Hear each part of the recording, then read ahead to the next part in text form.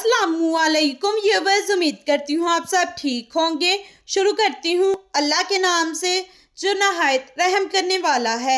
मेरा आज का टॉपिक है अल्लाह पर तवक्कल का सफ़र। अल्लाह पाक पर तवक्कल का सफ़र एक मुश्किल सफ़र है। ये रास्ता बहुत कठिन है। इस रास्ते पर चलने वालों को बहुत कुछ कुर्बान करना पड़ता है।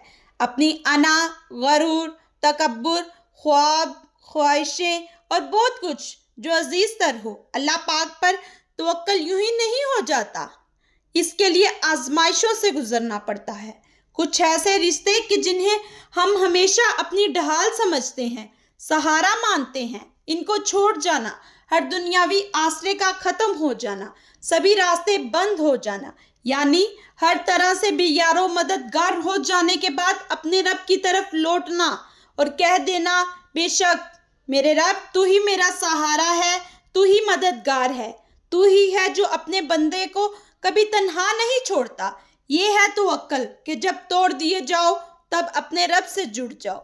इस पर भरोसा रखो, वही तो है जो हर चीज पर कादिर है।